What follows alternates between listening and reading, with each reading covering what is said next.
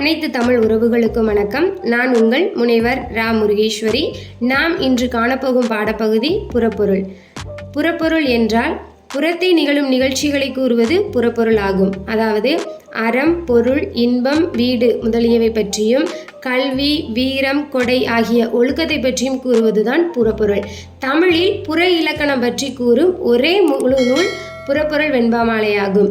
புறத்திணைகள் எத்தனை வகைப்படும் என்றால் 12 வகைப்படும். அவை வெற்றி, கரந்தை, வஞ்சி, காஞ்சி, நொச்சி, உளிஞை, தும்பை, வாகை, பாடான், பொதுவியல், கைக்கிளை, பெருந்திணை. இப்போ வெற்றி திணை என்றால் என்ன என்று பார்ப்போம்.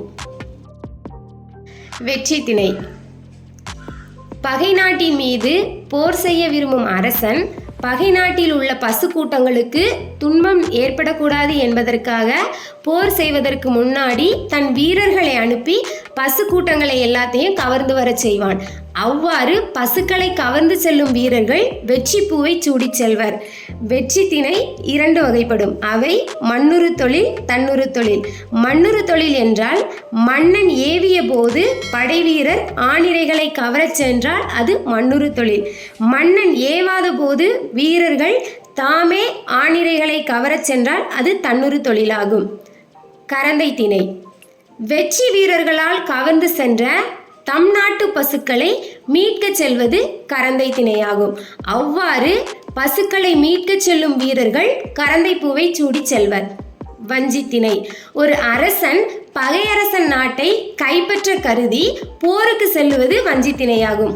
அவ்வாறு போருக்கு செல்லும் வீரர்கள் வஞ்சி பூவை சூடி செல்வர். காஞ்சி திணை ஒரு அரசன் தன் நாட்டின் மீது போர் செய்ய வந்த மற்ற அரசனோடு எதிர் சென்று போர் புரிவது காஞ்சி திணையாகும். அதாவது பகைவர் படையை தன் நாட்டு எல்லைக்குள் புகாதவாறு காஞ்சி பூவை சூடி சென்று தடுப்பர். நொச்சி திணை பகையரசனால் முற்றுகையிடப்பட்ட தம் மதிலை, அதாவது சுவரை அரசன் உள்ளே இருந்து வெளியே இருக்கும் பகைவரோடு போர் செய்து மதிலை காப்பது நொச்சி திணையாகும். அவ்வாறு மதிலை காக்கும் வீரர்கள் நொச்சி பூவை சூடுவர்.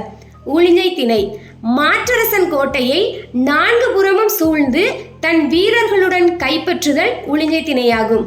அவ்வாறு கோட்டையை கைப்பற்றும் போது உளிஞை பூவை சூடுவர். தும்பை திணை பகையரசர்கள் இருவரும் தம் தம் படைகளுடன் வெற்றி ஒன்றையை கருதி போர் செய்வதுதான் தும்பை திணையாகும். அவ்வாறு போர் செய்யும் போது வீரர்கள் தும்பை பூவை சூடுவர். வாகை திணை வெற்றி பெற்ற அரசனும் அவ்வரசனின் வீரர்களும் வெற்றி பெற்றதற்கு அடையாளமாக வாகை பூவை சூடி மகிழ்வர். இதுதான் வாகை திணை. பாடான் திணை பாடு கூட்டல் ஆண் கூட்டல் திணை பாடான் திணை. அதாவது ஒரு மன்னனின் புகழ், வலிமை, கொடை, வீரம், இரக்கம் பண்புகளை புகழ்ந்து பாடுவது பாடான் திணையாகும். பொதுவியல் திணை வெற்றி முதல் பாடான் வரை உள்ள புறத்திணைகள் 9 பொதுவாக உள்ளது. அதில் கூறப்படாததை பற்றி கூறுவதுதான் பொதுவியல் திணையாகும். கைக்கிளை கைக்கிளை என்றால் ஒருதலை காமம். பெருந்திணை பெருந்திணை என்பது பொருந்தா காமம். நன்றி.